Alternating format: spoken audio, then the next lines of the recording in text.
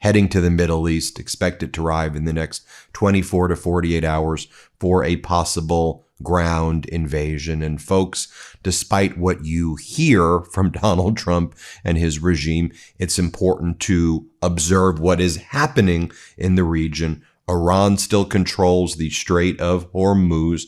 They've now created basically a toll system where they're making money controlling the Strait of Hormuz.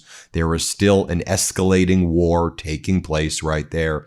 LNG, liquefied natural gas, is running in very short supply. Qatar Energy just declared a force majeure, as have a lot of the main companies in these Arab nations. There is a lack of supply of fertilizer that's now being exported. Helium is not being exported. We have major issues. And as you know, costs are going up, and Donald Trump just continues to try to manipulate the market here. Did you just hear that? That was not a rumor. That was a warning. When elite paratroopers get mentioned, the story changes fast. This is no longer just about airstrikes and press statements. This is about whether America is sliding into a deeper war. And here is the part that should alarm everyone. Public reporting now confirms new troop preparations. AP says at least 1,000 troops from the 82nd Airborne are preparing to deploy.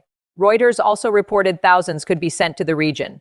At the same time, Trump says talks are happening. Iran says those direct talks are fake. So ask yourself one simple question. If diplomacy is real, why is the troop buildup growing?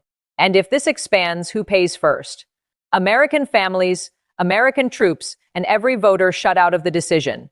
By the end of this video, you will see the receipts, you will see the contradiction, and you will see why this matters right now.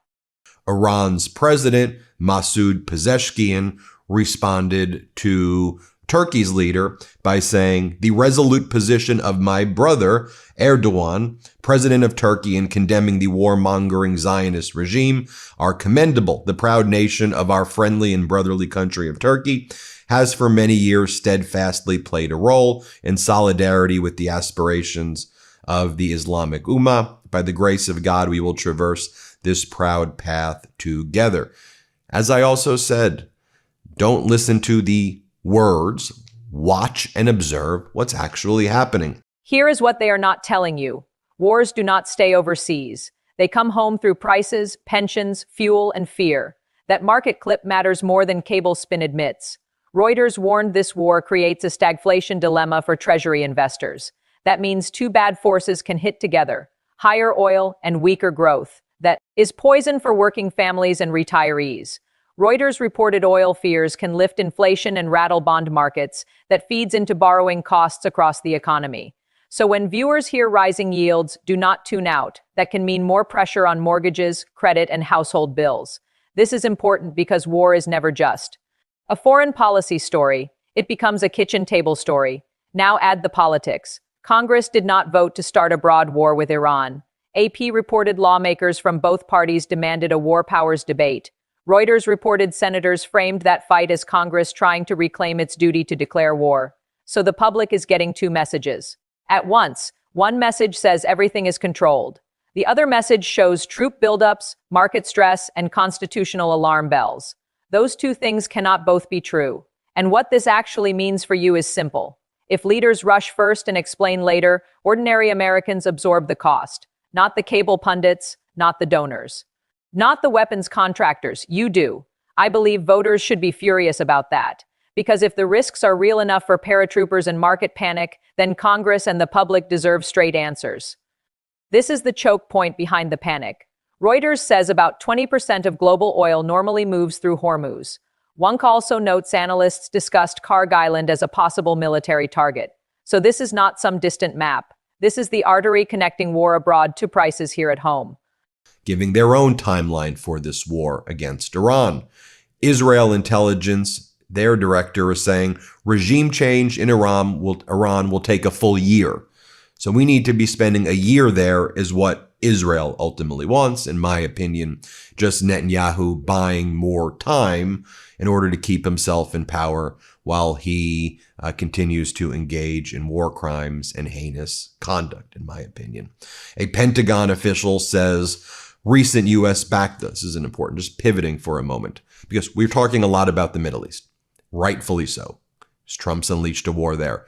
But Trump's has boots on the ground and has engaged in wars across the country, across the world right now, right? I mean, recent strikes in Nigeria, for example, right? That right there is the whole story. Not clarity, not confidence, not oversight. A dodge. Van Hollen asked a direct question. Did you review the compliance assessment or not?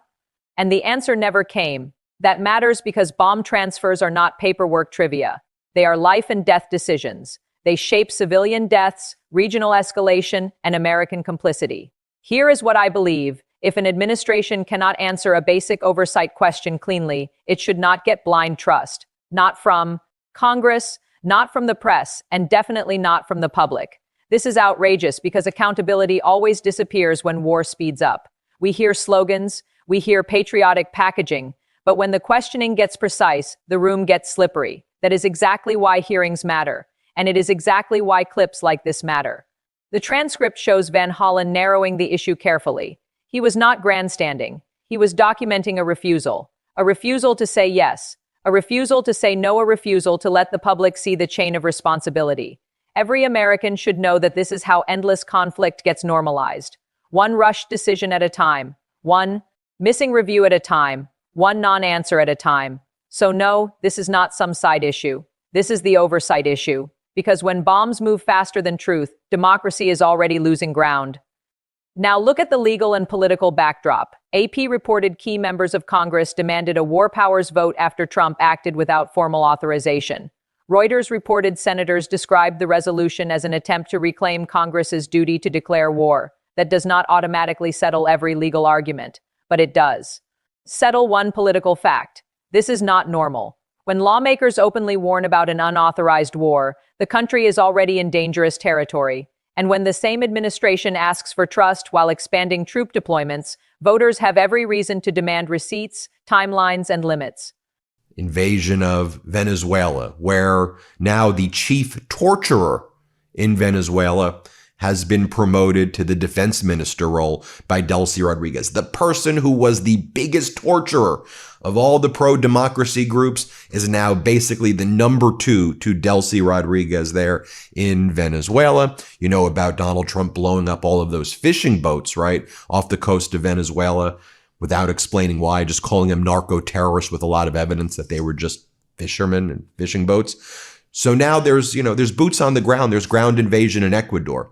Ecuador is run by a right-wing Trump MAGA puppet, Noboa. What did we learn here?